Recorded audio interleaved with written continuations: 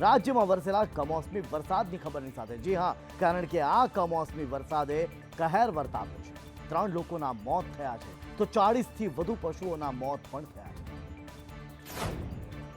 રાજ્યમાં ગઈકાલથી વાતાવરણમાં પલટો જોવા મળી રહ્યો છે। ઠેર ઠેર ભારે પવન સાથે વરસાદી માહોલ છવાયેલો છે। અનેક જગ્યાએ ધોધમાર વરસાદ વરસ્યો, જેના કારણે લોકોને ભારે નુકસાન વેઠવાનો વારો આવ્યો છે। વરસાદ અને વાવાઝોડા વચ્ચે વીજળી પડવાથી 3 લોકોના રાજ્યમાં મોત થયા છે। કેટલાય જિલ્લામાં વીજળી ગુલ થઈ જતા પાવર કટ દૂર કરવા કવાયત હાથ ધરવામાં આવી। 3743 ગામોમાં વીજ પુરવઠો રિસ્ટોર કરાયો, જ્યારે હાલ 270 ગામોમાં પાવર રિસ્ટોરની કામગીરી આજના દિવસે કરવામાં આવી હતી। રાજ્યમાં 40થી વધુ પશુઓના મોત થયા છે। જોકે હવામાન વિભાગે આગાહી કરી છે કે રાજ્યમાં હજુ આગામી 3 થી 4 દિવસ વરસાદ પડી શકે છે, જેમાં સૌથી વધારે અસર સૌરાષ્ટ્ર અને દક્ષિણ ગુજરાતમાં જોવા મળશે। વરસાદી માહોલ વચ્ચે ખેડૂતોને ભારે હાલાકી ભોગવવાનો વારો આવ્યો છે, કારણ કે ખેડૂતોનો તૈયાર થઈ ગયેલો પાક પલળી ગયો છે।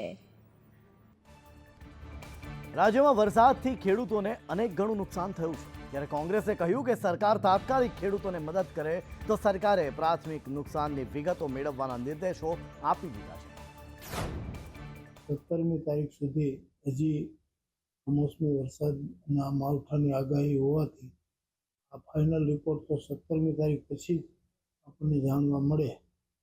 આ રીતે અમારું ખાતું આ બાબતમાં ખૂબ જ સક્રિય છે અને ગઈકાલે માનનીય મુખ્યમંત્રીશ્રીએ એની કક્ષાએથી રાજ્યના ઉચ્ચ કક્ષાના અધિકારીશ્રીઓ સાથે મિટિંગ યોજી અને આખી પરિસ્થિતિની સમીક્ષા કરી અને જરૂરી સૂચનાઓ સરકારી તંત્રને આપી દીધેલ છે।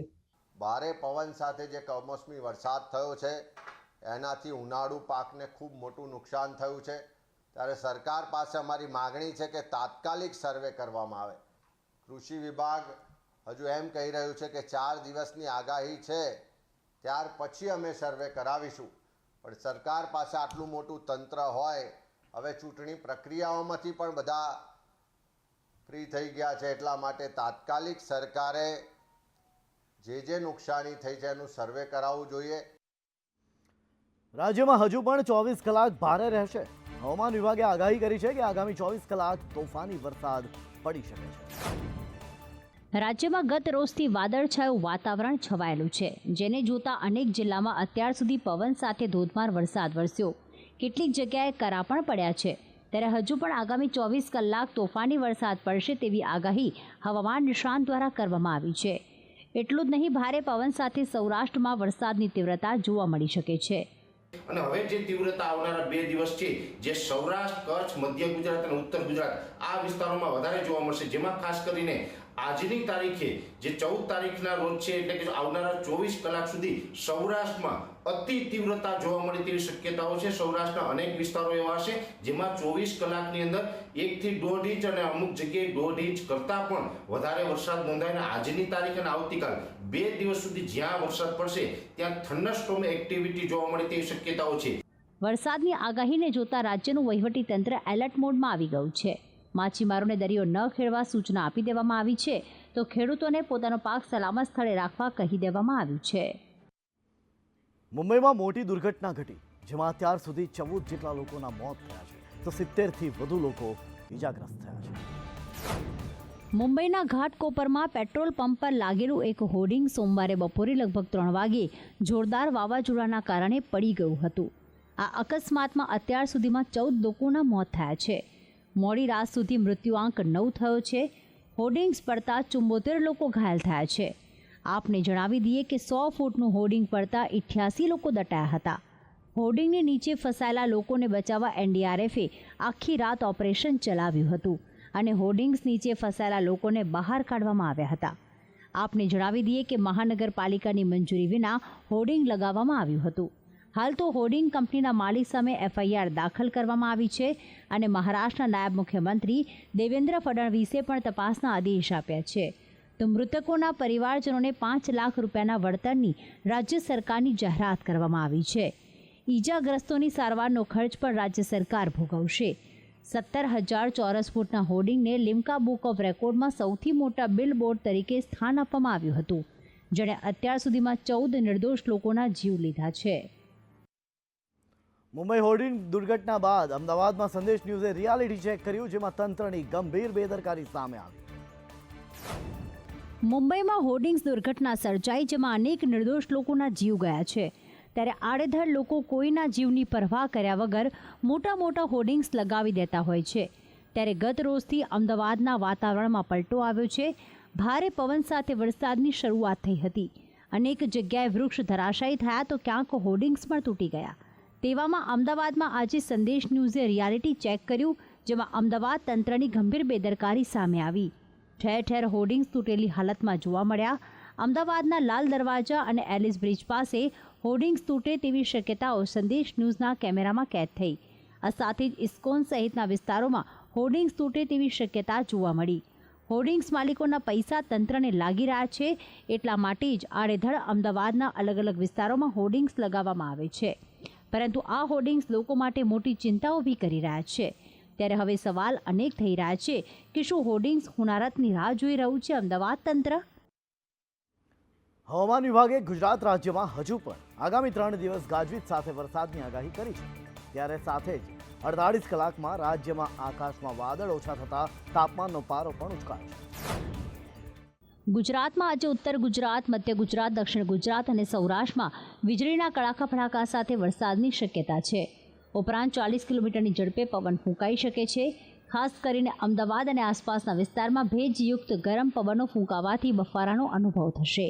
હવામાન વિભાગની આગાહી અનુસાર ગુજરાતમાં હજુ પણ બનાસકાંઠા, સાબરકાંઠા, અરવલ્લી, મહીસાગર, દાહોદ, પંચમહાલ, અમદાવાદ, ગાંધીનગર, મહેસાણા, પાટણ, ખેડા, આણંદ, વડોદરા, છોટા ઉદેપુર, ભરૂચ, નર્મદા, સુરત અને ડાંગમાં તથા સૌરાષ્ટ્રમાં બોટાદ, અમરેલી, જૂનાગઢ, ભાવનગર, સુરેન્દ્રનગર, રાજકોટ, મોરબી અને કચ્છમાં ગાજવીજ સાથે વરસાદ વરસી શકે છે. હવામાન વિભાગની આ પ્રકારની આગાહી સામે ઉનાળુ પાકને નુકસાનની ભીતિ સેવાઈ રહી છે. ખાસ કરીને કેરીના પાકને મોટું નુકસાન થઈ શકે છે. પવન ફૂંકાવાના કારણે આંબા ઉપર તૈયાર થયેલી કેરી પણ ખરી પડે તેવી શક્યતા છે, જેથી ખેડૂતોને ભારે નુકસાન થઈ શકે છે. પ્રધાનમંત્રી નરેન્દ્ર મોદીએ આજે વારાણસી લોકસભા બેઠક પરથી પોતાની ઉમેદવારી નોંધાવી. સતત ત્રીજી વાર આ બેઠક પરથી ચૂંટણી લડી રહ્યા છે. વડાપ્રધાન નરેન્દ્ર મોદી આજે વારાણસી લોકસભા સીટ પરથી ઉમેદવારી પત્ર ભર્યું. પીએમ મોદીએ અગાઉ 2014 અને 2019માં વારાણસી લોકસભા સીટ પરથી ચૂંટણી જીતી હતી અને આ વખતે તેઓ ત્રીજી વખત અહીંથી ઉમેદવાર બન્યા છે. ઉમેદવારી ફોર્મ ભરતા પહેલા મોદીએ વારાણસીના દશાશ્વમેઘ ઘાટ પર પૂજા કરી હતી. માતા ગંગાની પૂજા આરતી કરી આશીર્વાદ લીધા હતા. ક્રૂઝમાં સવાર થઈ તેઓએ કાલ ભૈરવના દર્શન કર્યા હતા. બાદમાં તેઓ તેમના 4 ટેકેદાર સાથે જ યુપીના મુખ્યમંત્રી યોગી આદિત્યનાથ સાથે પોતાની ઉમેદવારી નોંધાવવા માટે પહોંચ્યા હતા. પીએમ મોદીના ઉમેદવારી પત્ર ભરતી વખતે અમિત શાહ, નડ્ડા, રાજનાથસિંહ સહિત એનડીએમાં સામેલ તમામ પક્ષોના નેતાઓ વારાણસીમાં હાજર રહ્યા હતા, જેમાં 11 રાજ્યોના મુખ્યમંત્રીઓ, 20 કેન્દ્રીય મંત્રીઓ, યુપી સરકારના મંત્રીઓ અને ઘણા સાંસદો, ધારાસભ્યો પણ વારાણસી પહોંચ્યા હતા. ફોર્મ ભરતી વખતે પીએમ મોદી સાથે 4 ટેકેદારો હતા. આ 4 ટેકેદારોમાં પંડિત ગણેશ્વર શાસ્ત્રી, બૈજનાથ પટેલ, લાલચંદ કુશવાહા અને સંજય સોનકરના નામ સામેલ છે. પંડિત ગણેશ્વર શાસ્ત્રીએ જ અયોધ્યામાં રામ મંદિરના પ્રાણ પ્રતિષ્ઠા માટે શુભ સમય નક્કી કર્યો હતો. બૈજનાથ પટેલ ઓબીસી સમુદાયમાંથી આવે છે અને સંઘના જૂના અને સમર્પિત કાર્યકર રહ્યા છે. લાલચંદ કુશવાહા ઓબીસી સમુદાયમાંથી આવે છે અને પાર્ટીના કાર્યકર છે. સંજય સોનકર દલિત સમુદાયમાંથી આવે છે અને પાર્ટીના કાર્યકર પણ છે. તો વડાપ્રધાન નરેન્દ્ર મોદીએ વારાણસીથી આજે ઉમેદવારી નોંધાવી. ત્યારે એફિડેવિટ મુજબ તેમની પાસે ન તો કોઈ ઘર છે, ન જમીન છે કે કાર, ન શેર કે બોન્ડમાં રોકાણ.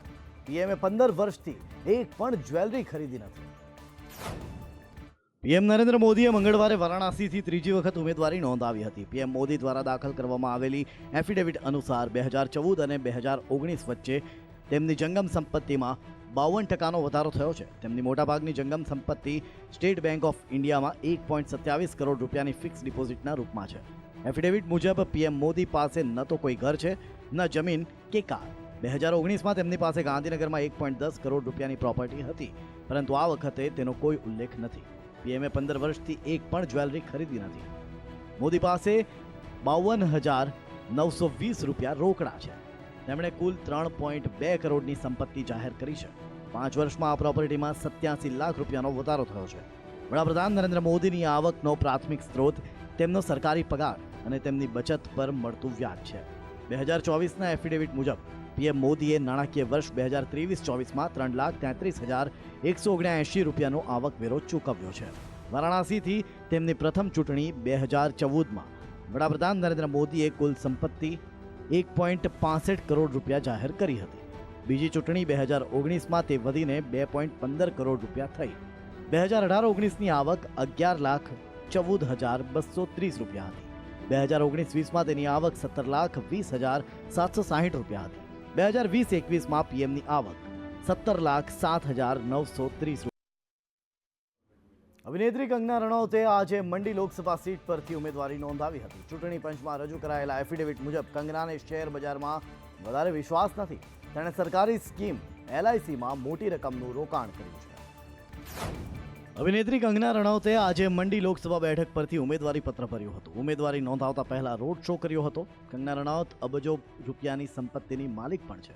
ચૂંટણી અધિકારી સમક્ષ દાખલ કરાયેલી એફિડેવિટ અનુસાર કંગના પાસે 6.70 કિલો સોનું છે, જેની કિંમત અંદાજે 5 કરોડ રૂપિયા થાય છે. 50 લાખની કિંમતની 60 કિલો ચાંદી અને 3 કરોડની કિંમતના હીરા છે. કંગનાએ પોતાના પ્રોડક્શન હાઉસ મણિકર્ણિકા ફિલ્મ્સ પ્રોડક્શનમાં રૂપિયા 1.21 કરોડનું રોકાણ કરીને LICમાં સૌથી વધુ રોકાણ કર્યું છે. કંગનાએ અન્ય કોઈ મ્યુચ્યુઅલ ફંડ કે સ્ટોકમાં રોકાણ કર્યું નથી. એવું લાગે છે કે કંગનાને શેર બજારમાં વધુ વિશ્વાસ નથી. કંગના પાસે LICની 50 પોલિસી છે. તેમાંથી 48 પોલિસી દરેક રૂપિયા 10 લાખના કવરેજ સાથે છે અને 2 પોલિસી રૂપિયા 5 લાખના કવરેજ સાથે છે. કંગના રનૌત પાસે 98 લાખ રૂપિયાની BMW 730 LD, 58 લાખ રૂપિયાની મર્સિડીઝ બેન્ઝ અને 3.91 કરોડ રૂપિયાની મર્સિડીઝ મેબેચ કાર છે. આ રીતે કંગના રનૌત પાસે 28 કરોડ 73 લાખ 44,000 રૂપિયાની રોકડ, સોનું, ચાંદી અને વાહનો છે. આ સિવાય કંગના રનૌત પાસે 62 કરોડ રૂપિયાથી વધુની સ્થાવર મિલકત છે. અખિલેશ યાદવે યુપીની જે 17 બેઠકો જ્યાં ગઠબંધનની સહયોગી કોંગ્રેસ પાર્ટી લડી રહી છે ત્યાં પાર્ટી કાર્યકર્તાઓને સૂચના આપી છે, તમે એવી રીતે લડો કે તમારી પાર્ટી જ મેદાનમાં છે. જોકે અમેઠી અને રાયબરેલીની રેલીઓમાં લાલ ટોપીવાળા લોકોની મજબૂત હાજરી દર્શાવે છે કે તેમના શબ્દોની અસર થઈ રહી છે. એસપી કોંગ્રેસ ગઠબંધન ભલે 2017ની વિધાનસભા ચૂંટણીમાં સફળતા હાંસલ કરવામાં નિષ્ફળ ગયું હોય, પરંતુ અમેઠી અને રાયબરેલી હાઈ પ્રોફાઇલ બેઠકો પર વિજય સુનિશ્ચિત કરવા માટે બંને પક્ષોના કાર્યકરો જમીન પર એક ટીમ થઈને કામ કરી રહ્યા છે. કોંગ્રેસના KL શર્મા અમેઠીથી અને રાહુલ ગાંધી રાયબરેલીથી મેદાનમાં છે, જ્યારે કોંગ્રેસ મહાસચિવ પ્રિયંકા ગાંધી વાડરાએ રાહુલ અને KL શર્માના ચૂંટણી પ્રચારની કમાન સંભાળી છે. ત્યારથી દરેક જાહેર સભા અને રેલીમાં કોંગ્રેસના કાર્યકરોની સાથે મોટી સંખ્યામાં સ્થાનિક SP અને નેતાઓ અને કાર્યકર્તાઓ જોવા મળે છે. નોંધનીય છે કે ઘણા નેતાઓએ 2017માં હાર માટે ગઠબંધનને જવાબદાર ઠેરવ્યા છે.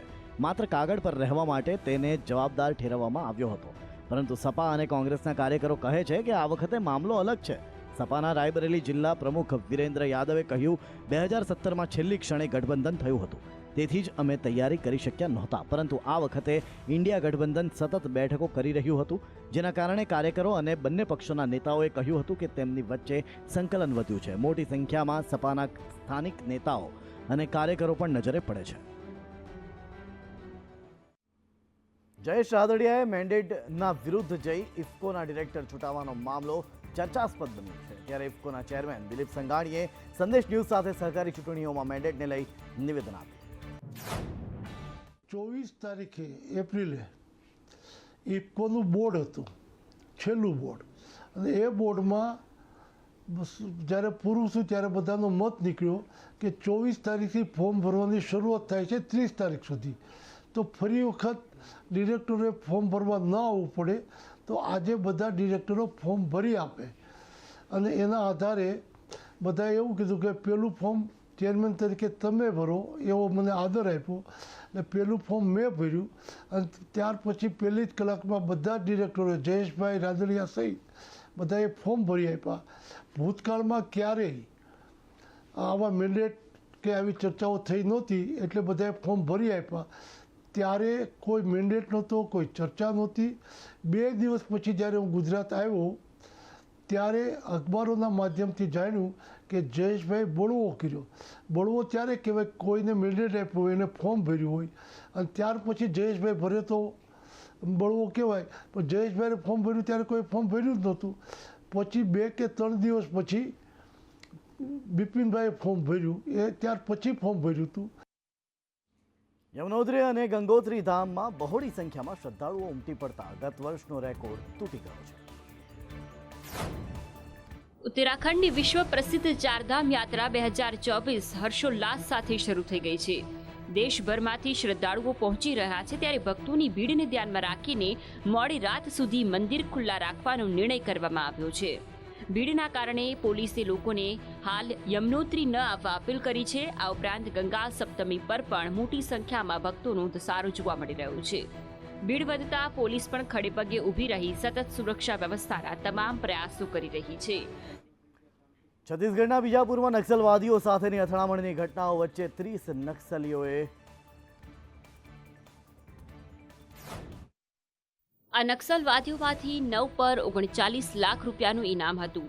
આ નક્સલીઓ બીજાપુર એસપી, સીઆરપીએફના ડીઆઈજી સહિત વરિષ્ઠ પોલીસ અધિકારી સમક્ષ કાયદાની મુખ્યધારામાં જોડાયા છે.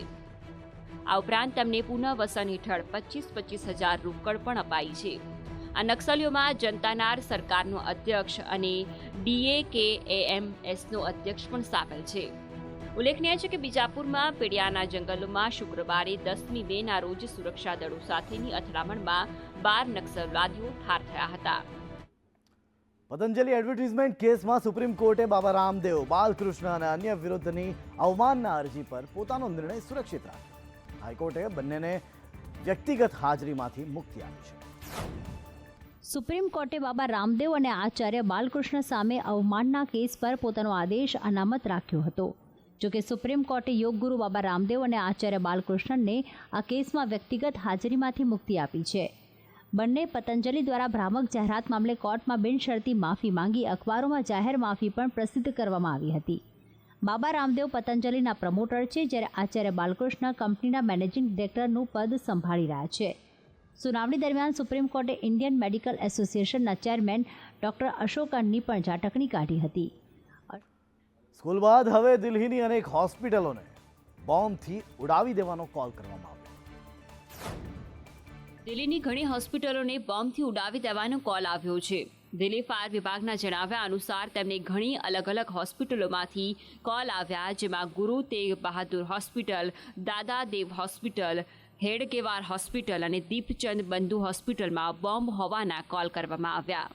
આ પહેલા રવિવારે દિલ્હીમાં 20 હોસ્પિટલો, IGI એરપોર્ટ અને ઉત્તર રેલવેની CPRO ઓફિસને બોમ્બની ધમકી સાથે ઈમેલ મોકલવામાં આવ્યો હતો. આ ધમકી એવા સમયે આવી છે જ્યારે 1 મેના રોજ દિલ્હી નેશનલ કેપિટલ રિજનની 150થી પણ વધુ શાળાઓને બોમ્બથી ઉડાવી દેવાની ધમકી આપતો ઈમેલ મળ્યો હતો. તો બાંગ્લાદેશના વિદેશ પ્રધાન હસન મહમૂદે કહ્યું કે ભારત વિના તેમના દેશમાં વિકાસ શક્ય નથી. બાંગ્લાદેશ ભારત સાથે 3 બાજુએ હજારો કિલોમીટરની સરહદ વહેંચે છે. આવી પરિસ્થિતિમાં આપણા માટે સારા સંબંધો બનાવવા ખૂબ જ મહત્વપૂર્ણ છે. વાસ્તવમાં મહેમૂદ સોમવારે બાંગ્લાદેશમાં વિપક્ષ દ્વારા ચલાવવામાં આવેલા ભારત બહિષ્કાર અભિયાન સાથે જોડાયેલા પ્રશ્નોના જવાબ આપી રહ્યા હતા. આ દરમિયાન તેમણે કહ્યું, બાંગ્લાદેશ નેશનલ પાર્ટી એટલે કે BNP દ્વારા શરૂ કરાયેલા આ અભિયાનનો હેતુ દેશમાં અસ્થિરતા પેદા કરવાનો હતો. તેઓ બાંગ્લાદેશની અર્થવ્યવસ્થાને નબળી પાડવા માંગે છે. સ્થાનિક બજારને અસ્થિર કરવા માટે ચલાવવામાં આવી રહેલા અભિયાનનું વર્ણન કરતા મહેમૂદે કહ્યું કે જો BNP ફરીથી આવું અભિયાન ચલાવશે તો તે સંપૂર્ણપણે અલગ થઈ જશે. બ્રિટનના વડાપ્રધાન ઋષિ સુનકે સોમવારે કહ્યું કે દેશ હાલમાં સૌથી ખતરનાક તબક્કામાંથી પસાર થઈ રહ્યો છે, જેથી પુતિન ખૂબ ખુશ થશે.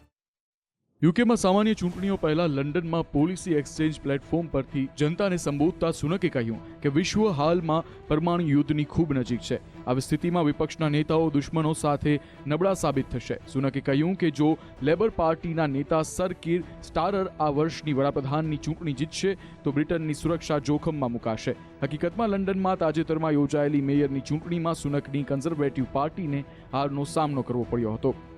ભારત અને ઈરાને સોમવારે ચાબહાર પોર્ટને લઈને 10 વર્ષના કરાર પર હસ્તાક્ષર કર્યા. થોડા જ કલાકોમાં યુએસએ આ બાબતે ચેતવણી આપી. યુએસ સ્ટેટ ડિપાર્ટમેન્ટના પ્રવક્તા વેદાંત પટેલે કહ્યું કે તે ભારત સરકારને તેની વિદેશ નીતિના લક્ષ્યો પર બોલવા દેશે.